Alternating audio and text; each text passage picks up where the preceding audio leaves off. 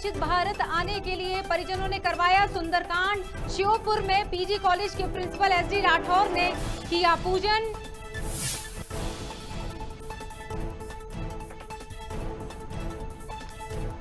जिले के ब्यावरा के पास ढकरो ग्राम हाई स्कूल में मनाया गया विज्ञान दिवस। हर साल 28 फरवरी को मनाया जाता है विज्ञान दिवस। लोगों में विज्ञान से होने वाले लाभ और वैज्ञानिक सोच पैदा करना है उद्देश्य। जशपुर कलेक्टर की पहल से पढ़ने लगे घुमंतु बच्चे। जिले में शिक्षा विभाग ने सभी विकास खंडों में बेघर और घुमंतु बच्चों की खोज। 3 छात्रों को शासकीय प्राथमिक शाला में दिया प्रवेश। सीएम हेल्पलाइन में पुलिस की शिकायत करना सतना के रिटायर्ड सेना के सूबेदार को पड़ा भारी। शिकायतकर्ताओं से थाने में हुई मारपीट, शिकायत वापस न लेने पर फंसाने की दी धमकी। और भोपाल के 1100 क्वार्टर में मोटरसाइकिल और कार की जोरदार भिड़ंत। घायल हुए मोटरसाइकिल सवार का इलाज जारी, पुलिस ने कार्रवाई की शुरू।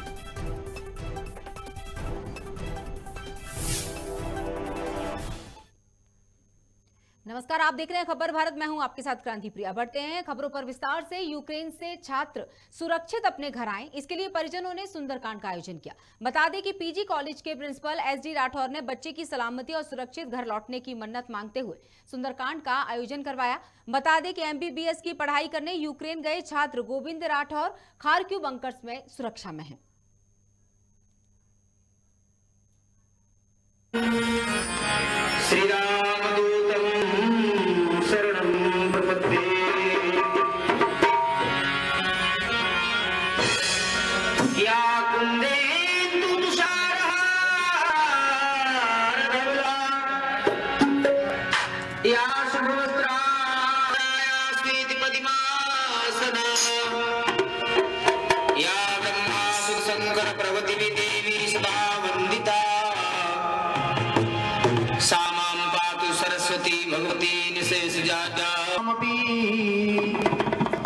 मंगलानां चक्रतारो वंदे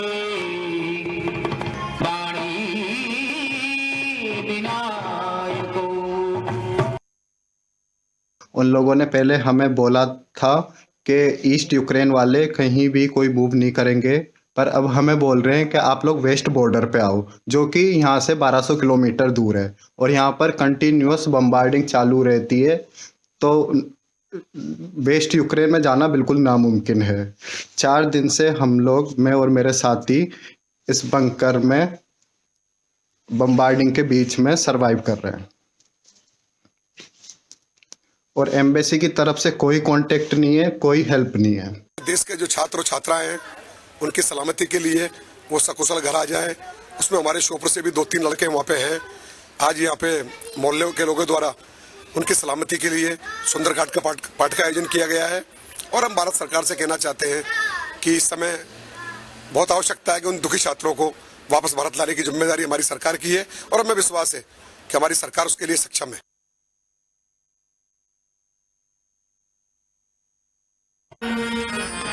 श्री राम।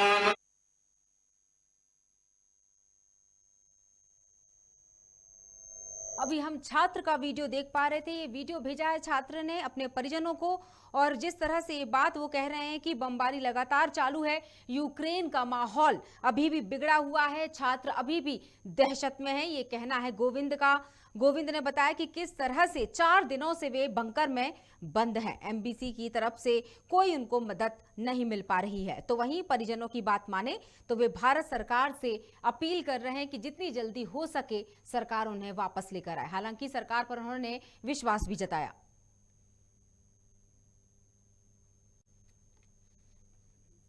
और हमारे साथ नितिन सिंह सोलंकी जुड़ चुके हैं, हमारे संवाददाता श्योपुर से। नितिन, जिस तरह से पूजा पाठ कर किसी भी तरह से स्थितियों पर काबू पाने और छात्रों की सुरक्षा की बात की जा रही है, क्या है वहां का मामला, क्या कह रहे हैं परिजन?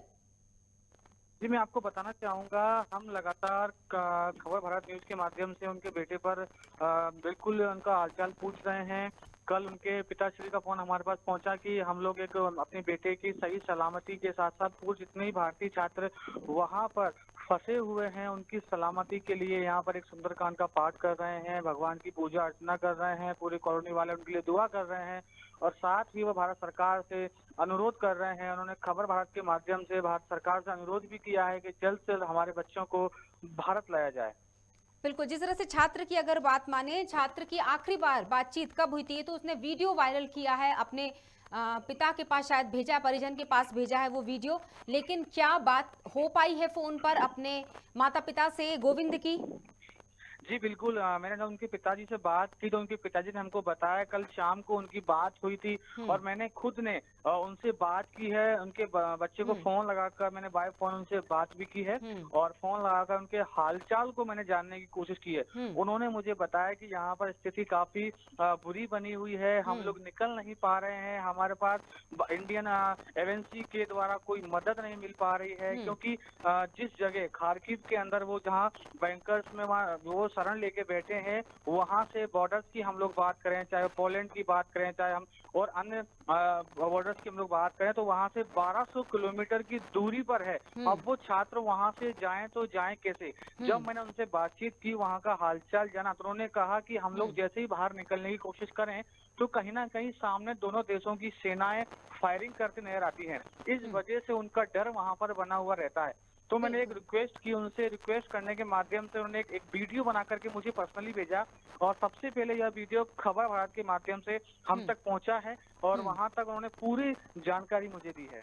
बिल्कुल नितिन, जिस तरह से हम प्रदेश भर में जो छात्र जुड़े हुए हैं यहाँ शहर से और वहाँ पर गए हुए हैं यूक्रेन में, हमारे प्रदेश के छात्र, उनके परिवारों से लगातार खबर भारत संपर्क कर रहा है, उनकी खबरों को हम लगातार चला रहे हैं। जिस तरह से स्थितियां पता चलती रहे, छात्रों की मंशा, छात्रों जो दहशत में है छात्र, उनके मन में क्या चल रहा है, किस तरह की स्थितियों से वो गुजर रहे हैं, ये सीधे वीडियो के जरिए खबर भारत तक छात्र पहुंचा रहे हैं। क्या अंदाजा लगाया जा रहा है कब तक उन तक मदद पहुंचेगी? चूंकि गोविंद की जब हम बात सुन रहे थे उस वीडियो में, तो उन्होंने कहा कि एम्बेसी की तरफ से उनको कोई मदद नहीं मिल रही। जी बिल्कुल, मैं आपको बता दूं, कहीं ना कहीं एक ऐसी जो कनेक्टिविटी वहां से बनने की कोशिश की जा रही है। कुछ छात्र पोलैंड अपने बॉर्डर की और जहां पहुंचे वहां से फिर इंडियन एजेंसी की सूचना कुछ अलग आती है, कुछ नहीं निकलना है, अपने बैंकर से बाहर नहीं निकलना है, जो भी निकलेगा वो सूचना देकर निकलेगा। पर यहाँ हम लोग बात करें, जिस खार्किव के अंदर जो रुके हुए हैं वहां से रशियन बॉर्डर की हम लोग बात करें, वो मात्र 35 किलोमीटर यानी 35 किलोमीटर की दूरी पर है। हम लोग इसको देख सकते हैं, ये खार्किव और रशियन से लगा हुआ क्षेत्र है, तो ज्यादा जो वहाँ पर विवाद चल रहा है वो खार्किव और कीव में चल रहा है। तो कहीं ना कहीं जितने स्टूडेंट्स हैं और खास तौर से जो जब मैंने गोविंद से बात करने की कोशिश की तो गोविंद ने हमको बताया कि यहाँ से निकलना संभव तो नहीं हो पा रहा है, क्योंकि हम कैसे निकलें हमें ये समझ नहीं आ रहा है, क्योंकि यहाँ कुछ व्यवस्थाएं नहीं है। एक बैंकर्स की उन्होंने वीडियो जब हमको शेयर की तो उसके अंदर लगा कहीं ना कहीं ये कम छात्र उसके अंदर फंसे हुए हैं। किलोमीटर का अंदाजा बहुत है, 1200 किलोमीटर जाए तो कहाँ जाए। बिल्कुल नितिन, बहुत बहुत शुक्रिया। हमारे साथ परिजन भी जुड़ चुके हैं, हम उनसे भी चर्चा करना चाहेंगे। आपको बता दें कि अभी फिलहाल हमारी नितिन सोलंकी से बात हो रही थी, हम कोशिश कर रहे हैं, हमारा संपर्क हो चुका है छात्र के परिजन गोविंद जो छात्र हैं उनके परिजन से संपर्क हो चुका है और हम उनसे चर्चा करेंगे। और राठौर साहब हमारे साथ फोन लाइन पर जुड़ चुके हैं। बहुत बहुत स्वागत है राठौर साहब। और जिस तरह से वाकई कहते हैं ना कि शायद दुआ ही काम कर जाए, कोई रास्ता निकल जाए, क्या कहना चाहेंगे? मैडम बहुत परेशान है, बच्चे हमारे बहुत परेशान हैं। इस समय हम भगवान की शरण में, क्योंकि जी राठौर साहब, संपर्क बच्चों से नहीं हो रहा है। राठौर साहब हिम्मत बंधाइए। हमें हमारे बच्चे बहुत परेशान है मैडम, और हम लोगों को खाना भी नहीं खा पा रहे। बच्चे हमारे दहशत में अपनी जिंदगी को जी रहे हैं, खाने पीने की बहुत समस्या उनके पास आ रही है। और इस समय मैं केवल भगवान का ही आस्था नजर आ रहा है। जी बिल्कुल, हम समझ सकते हैं कि एक माता पिता पर क्या बीतती है जब बच्चा कठिनाई में होता है, मुश्किलों में होता है, खतरे में होता है, तो कोई भी रास्ता निकाल दिया जाए। सरकार अपनी तरफ से कोशिश कर रही है और ये उदाहरण हम देख रहे हैं कि परिजन दुआओं का सहारा ले रहे हैं कि किसी भी तरह से उस मुश्किलों को पार कर बच्चे भारत सुरक्षित लौट सकें। राठौर साहब, सरकार का क्या कहना? सरकार के नुमाइंदे, जनप्रतिनिधि आपसे संपर्क कर रहे होंगे, लगातार हम खबरें चला रहे हैं कि किस तरह से सरकार पूरी कोशिश कर रही है। क्या अंदाजा लगाया जा रहा है कब तक बच्चों तक मदद पहुंचेगी? क्योंकि गोविंद की बात अगर देखें, माने और सुने तो एम्बेसी की तरफ से तो कोई मदद नहीं है अभी वहां छात्रों को। मैडम हमें सबसे बड़ी मैडम मदद जो मिल रही है वो मैं आपका शुक्रगुजार हूँ आपके न्यूज चैनल का कि आप हम लोगों की भावनाओं को, हम लोगों के दुख को सरकार के पास पहुंचा रही है। इसी तरह का कोई संपर्क नहीं कर रहा है मैडम, न बच्चों से न हम लोगों से। और जिस तरह की स्थिति मैंने आपको बताई है, बच्चे एक एक मिनट के लिए ऐसा लग रहा है उनको कि कब क्या हो जाएगा उनके साथ में। मेरी आपसे गुजारिश है, आपके चैनल को मैं धन्यवाद भी देना चाहूंगा कि आप दुखियों की आवाज को इस तरह से उठा रहे हैं। बिल्कुल राठौर साहब, आपकी बात को सभी सुन रहे हैं। हमारे इस कार्यक्रम को जो बुलेटिन से जुड़े हुए हैं लाइव, सारे जनप्रतिनिधि भी हमारे साथ जुड़ते हैं, वो सुन रहे हैं। वो तमाम कोशिशें जारी हैं कि किसी भी तरह से बच्चों को सुरक्षित निकाल के लाया जा सके। हम आपकी तकलीफों को कम नहीं कर सकते, लेकिन आवाज को बुलंद जरूर कर सकते हैं। और हम पूरी कोशिश करेंगे, हम पल पल की खबरों को चलाएंगे, पल पल की खबरों को सरकार के कानों तक पहुंचाएंगे। उनकी कोशिशें और तेज हो जाएं, ये पूरा प्रयास रहेगा। बहुत बहुत शुक्रिया राठौर साहब हमसे जुड़ने के लिए।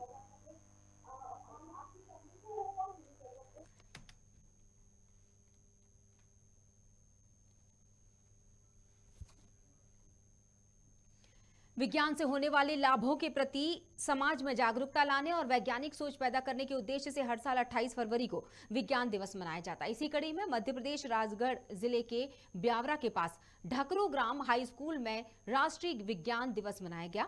कबाड़ से जुगाड़, इस बारे में बताते हुए शिक्षिका इंदिरा कुशवाहा ने बताया कि हमारे आसपास रोज वैज्ञानिक गतिविधियां होती हैं। अज्ञानता के कारण हम घरों से कबाड़ बाहर फेंक देते हैं, जबकि घर में बेकार पड़ी वस्तुओं से हम स्टार मॉडल समेत कई कलाकृतियां बना सकते हैं। सीमेंट और गेहूं की बोरी से स्थिर विद्युत मॉडल बनाकर ये सिद्ध कर दिया गया कि असंभव कुछ भी नहीं। मॉडल बनाने के लिए पूंजी की आवश्यकता नहीं होती।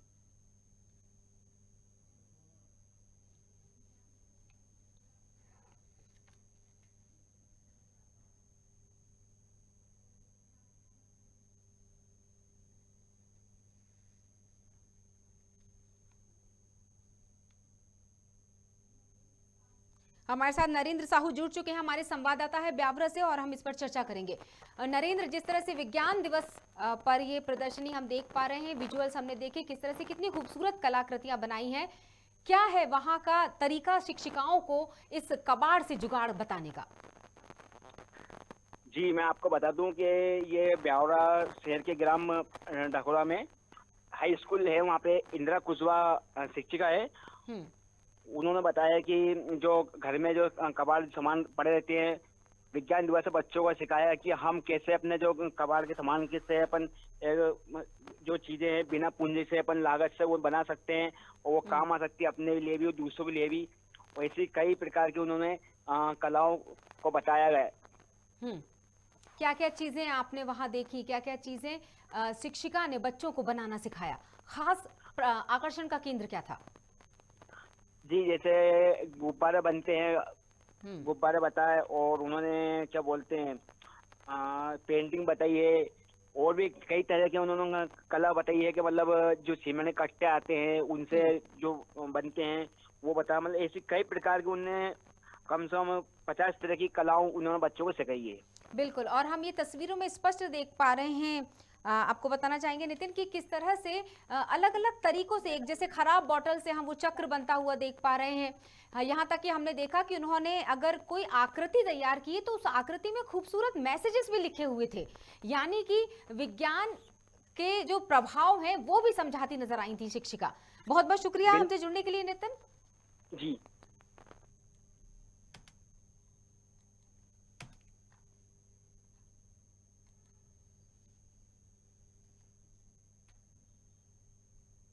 ब्यावरा राजगढ़ की खबर आप देख पा रहे थे, जहां वेस्ट मटेरियल से बच्चों ने शून्य निवेश पर मॉडल तैयार किया है। वेस्ट से बेस्ट निकालने का यह तरीका।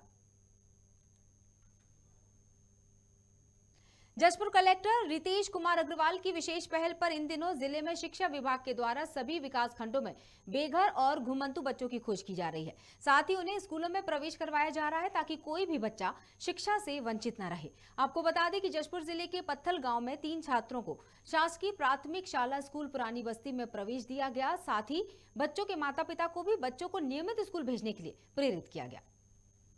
आगे नहीं आते रहे तो बढ़िया नहीं लगल रही। अब स्कूल आए हो तो बढ़िया लगत है। अब पढ़ लिख के क्या बनना चाहते? कलेक्टर। बताओ, पहले स्कूल नहीं आते थे कैसा लग रहा था? अब स्कूल आ रहे हो, पढ़ रहे हो, कैसा लग रहा है? बढ़िया तो लग रहा है। स्कूल में आके मजा आ रहा है? हाँ। कैसे पढ़ाई होता है स्कूल में? हैं? पढ़ाई अच्छा होता है? कलेक्टर जसपुर के द्वारा जो दिशा निर्देश हम लोगों को प्राप्त हुआ था, विकासखंड पत्थल गांव के एक पुरानी बस्ती प्राथमिक शाला के सर्वे क्षेत्र से हम लोग खोज करके 3 जने को दाखिला दिए हैं सर। सर, बच्चों की रुचि किस प्रकार से है और बच्चे नियमित रूप से आ रहे हैं? बच्चों की रुचि पढ़ाई में ठीक है और जब से हम उनका नाम यहाँ दाखिला दिए हैं तब से वो रेगुलर आ रहे हैं, नियमित आ रहे हैं। अभी तक 3 बच्चे चिन्हांकित किए गए हैं। एक ये दुर्गेश सारथी है, सोनू चौहान है और एक बच्ची है। उनको प्राथमिक शाला पुरानी बस्ती में उसको प्रवेशित किया गया है और बच्चे अभी भी उत्साहित हैं और नियमित रूप से स्कूल आएँ और शाला में नियमित रूप से उनका उपस्थिति रहे, इसका विशेष हम लोग को ध्यान रखना है। हमारे प्रधान पाठकों को ये मेरी तरफ से निर्देशित किया गया है। यहाँ पर 3 बच्चों को प्रवेश दिया गया है, जिसमें एक का नाम दुर्गेश सारथी, एक का नाम सोनू चौहान और एक का नाम रानी एक्का है। ये बच्चे स्कूल पहले नहीं आते थे, घूम रहे थे, तो जैसे ही पता चला कि हमारे विकास खंड स्रोत फोन है BRCC को, तो उन लोग सुबह जाके खोजना प्रारंभ कर दिए।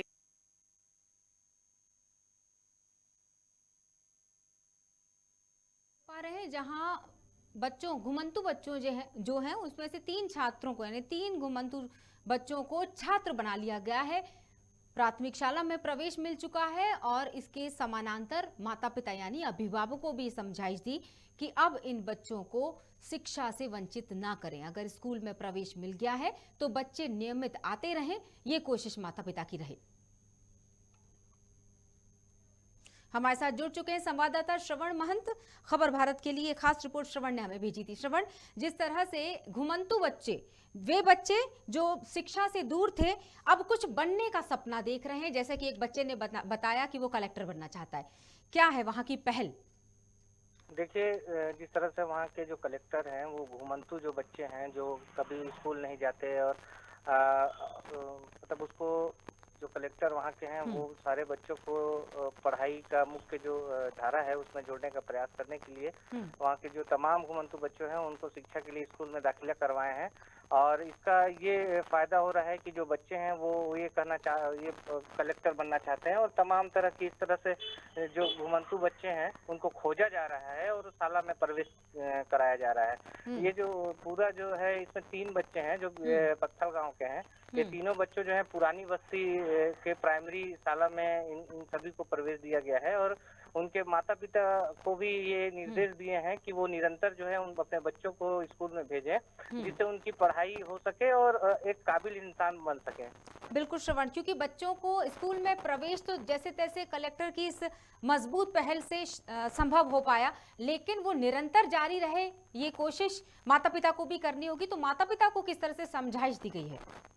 देखिए, क्या है कि वो जो बच्चे हैं उनके माता पिता और वो कहीं भीख मांगने इस तरह से चले जाते हैं और उनके बच्चे हैं वो घूमते रहते हैं।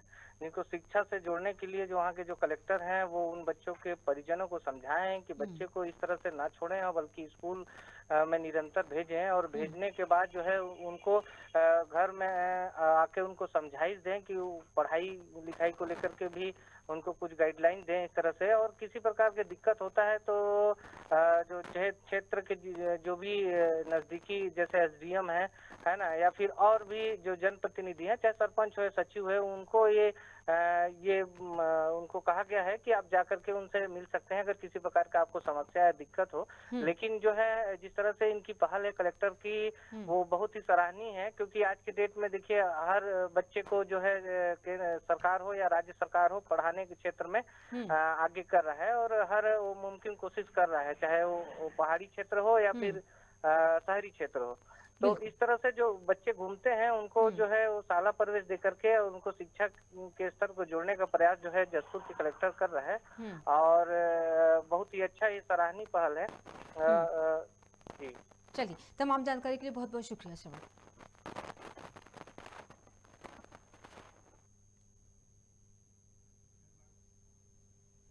मामला जैतवारा थाने का है, जहां सीएम हेल्पलाइन में पुलिस की शिकायत करने पर एक रिटायर फौजी और उनके बेटे के साथ पुलिस वालों की गुंडई सामने आई है। शिकायतकर्ताओं से पुलिस वालों ने थाना प्रभारी की मौजूदगी में जमकर मारपीट की और सीएम हेल्पलाइन की शिकायत वापस न लेने पर फर्जी मुकदमे में फंसाने की धमकी भी दी गई। घायल पिता बेटे को परिजनों के द्वारा जिला अस्पताल तो लाया गया, लेकिन भर्ती नहीं किया गया और न ही कोई जांच की गई। पीड़ित रिटायर्ड फौजी पुलिस की बर्बरता बताकर न्याय की गुहार लगा रहा है। को जल चढ़ा रहा था, तभी देखा दो पुलिस वाले बाहर कुछ बातचीत गुफ्तगू कर रहे हैं। तो मैं बाहर निकलकर देखा तो गेट के पिलर पर एक चस्पा किया हुआ है। मैंने उनसे पूछा ये क्या है, तो बोले हम आपके घर में नोटिस देते हैं, नोटिस नहीं लेते हैं तो उसके लिए वो हम चस्पा कर रहे हैं। मैंने उनको बताया कि आज तक मैं पिछले 15 दिनों से छुट्टी पर हूँ, कोई मेरे पास ना तो नोटिस आई ना ही कोई सम्मन आया। इतने में उसमें देखा नोटिस में कि राजेश दाहिया, अनिल दाहिया जो दोनों भाई हैं सामने बिल्डिंग वर्क का काम करते हैं, तो उनके गवाहों के रूप में सिग्नेचर कराया हुआ है। मैंने उनसे पूछने का प्रयास किया तो अनिल दाहिया ने बताया कि मार्तंड सिंह और जैसे ASI देवनारायण उपाध्याय जबरदस्ती आकर के साइन करवाया है।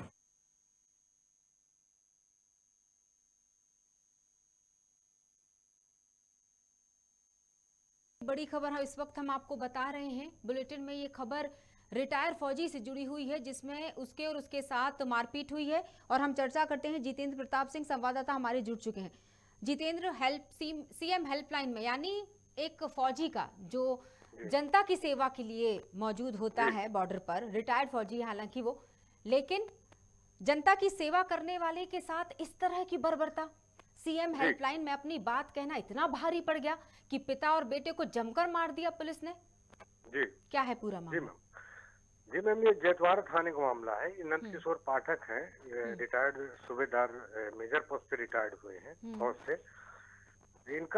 इनका सिर्फ मामूली विवाद है, घरेलू विवाद है, जिसको लेकर जमीनी विवाद है, जिसको लेकर इन्होंने शिकायत करी रही होगी थाने में कुछ महीने पहले, और इनके विपक्ष वाले ने भी शिकायत करी। तो विपक्ष वाले का सपोर्ट करते हुए पुलिस ने इनके ऊपर जो है इनकी कोई कार्रवाई नहीं करी और जाकर घर में नोटिस, गलत नोटिस, कहना चाहिए कि नोटिस देने का बहाना उसको चस्पा कर रहे थे। तो इन्होंने विरोध किया कि क्यों आखिर किस बात के लिए आप दीवार में नोटिस चस्पा कर रहे हैं। तो इन्होंने कहा कि आप गुंडाई कर रहे हैं, ये है वो है। इसके बाद ये फौजी आता है थानेदार से मिलने।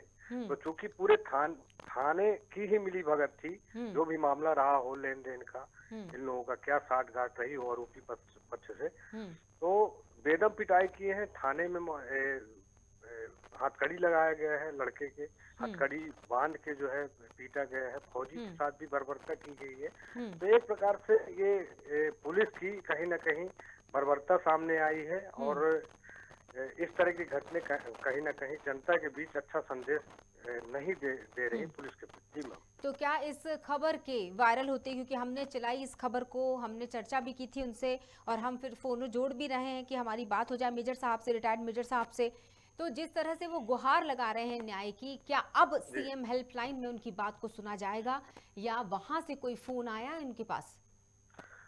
जी मैम, सीएम हेल्पलाइन में 30 जनवरी को उन्होंने शिकायत किया था। पूरी विधिवत शिकायत सीएम हेल्पलाइन ने स्वीकार करी इनकी। इसी बात का कहना चाहिए कि थाना प्रभारी या थाना पुलिस स्टाफ को दंश था कि इसने हमारी शिकायत करी है, पुलिस विभाग की करी है ना। तो इसी बात का मेन कहना चाहिए कि रोष था, जिसके चलते उनकी पिटाई की गई। शिकायत वापस लेने का दबाव बनाया जा रहा था पहले से भी थाना प्रभारी द्वारा। सूरज शर्मा है वहाँ पे, जब ये आवेदन ये पूरी स्थिति बताए तो सुरभि शर्मा ने कहा कि आप सीएम हेल्पलाइन की शिकायत वापस ले, उन्होंने मना किया तो मारपीट पे उतारू हो गए।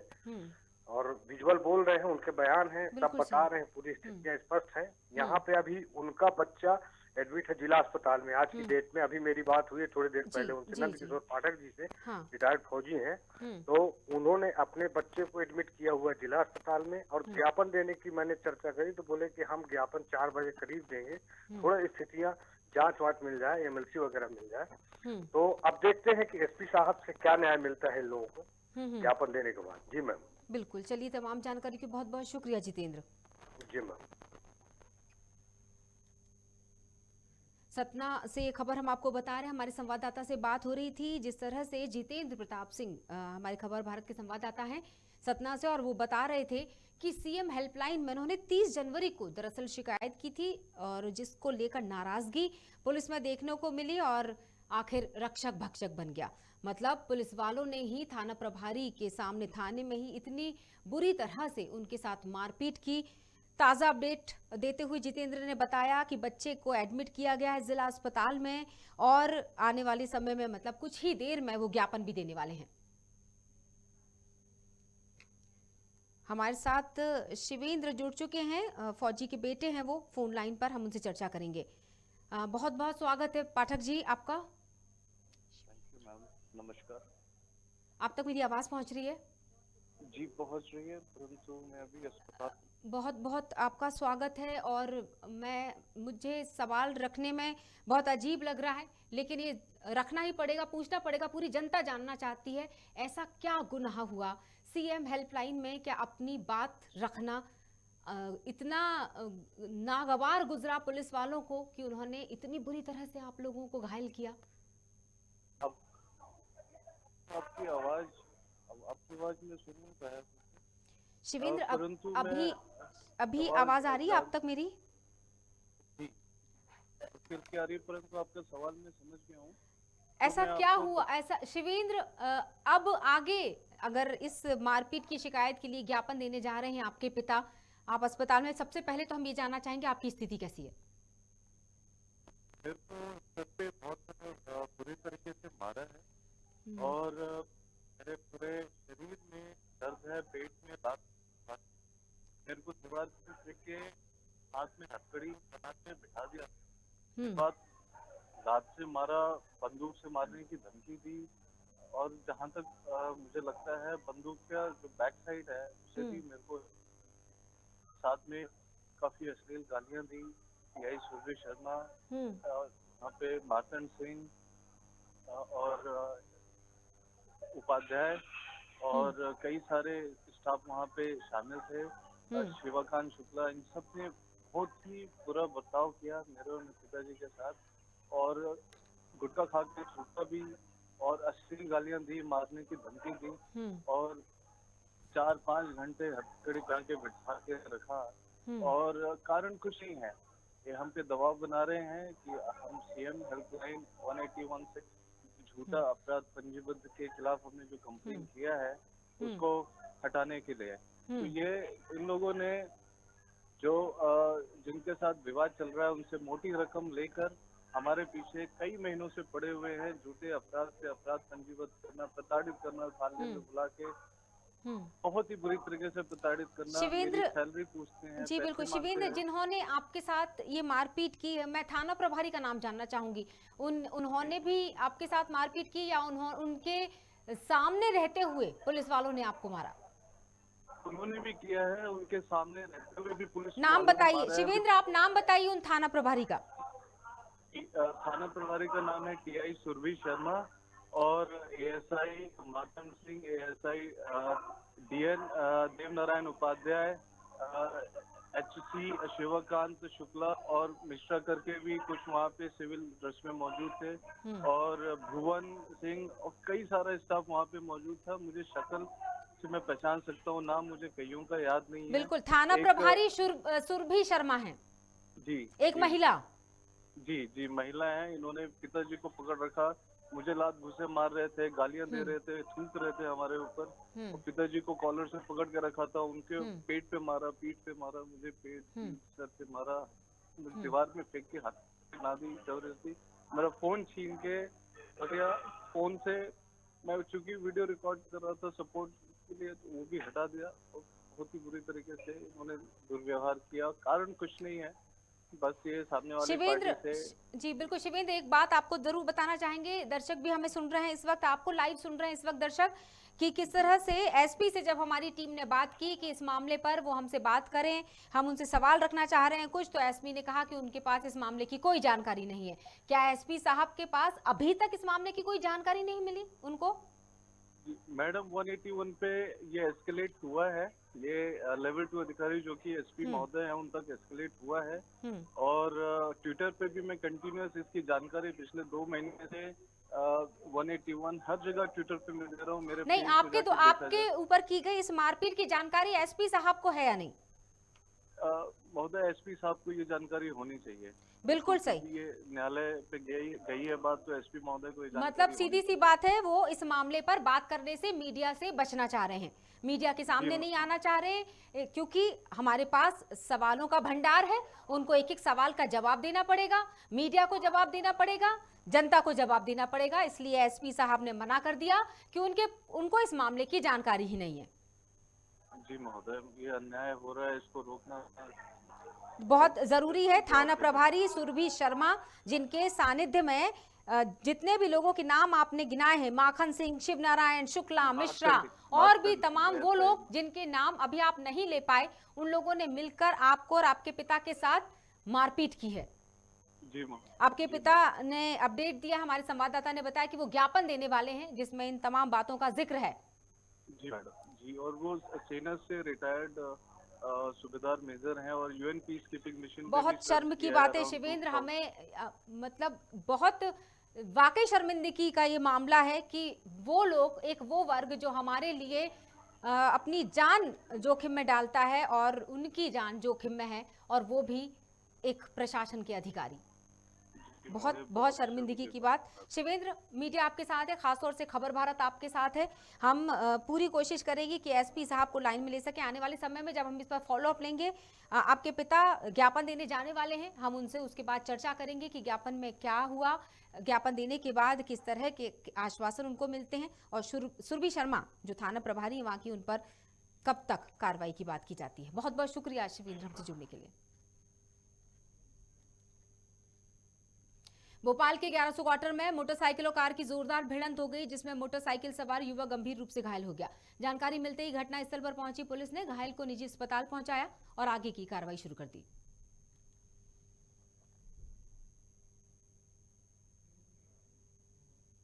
भोपाल से खबर हम आपको बता रहे हैं, लगातार इस तरह की सड़क दुर्घटनाएं सामने आती हैं। एक मामला भोपाल के 1100 क्वार्टर का है, जहां मोटरसाइकिल और कार की आपस में जोरदार भिड़ंत हो गई और मोटरसाइकिल सवार जो है वो गंभीर रूप से घायल है, इलाज चल रहा है।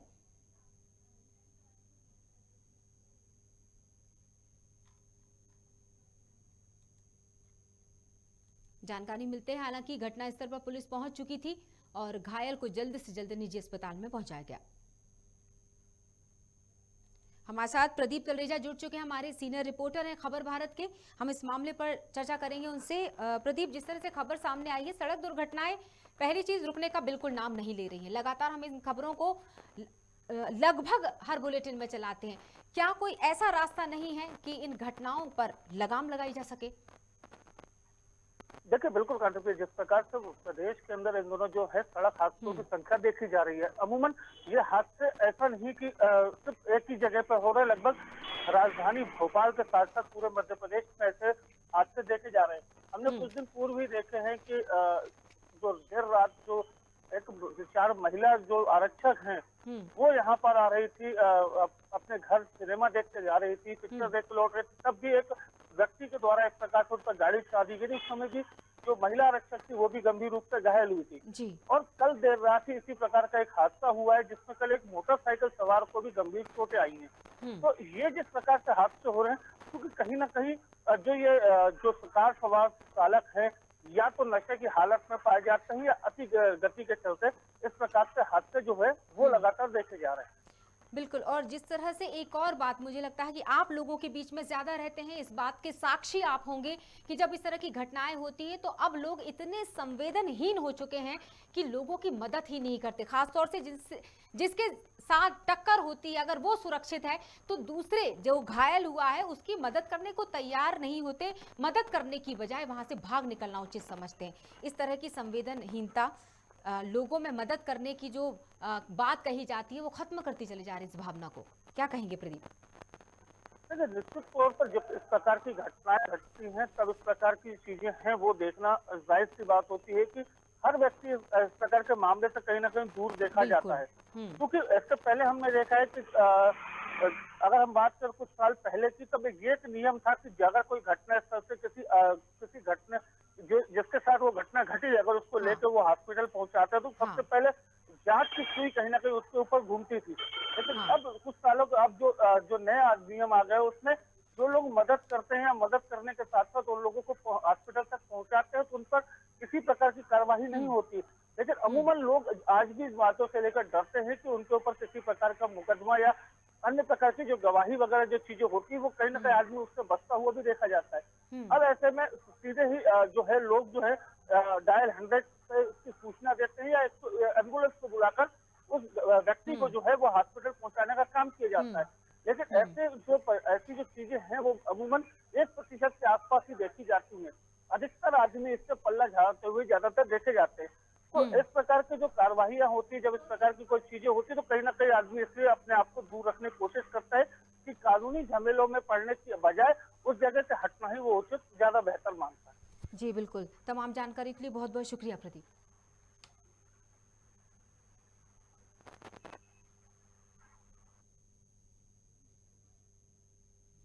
और इस खबर के साथ ही बुलेटिन में फिलहाल इतना ही। बने रहिएगा खबर भारत के साथ। नमस्कार।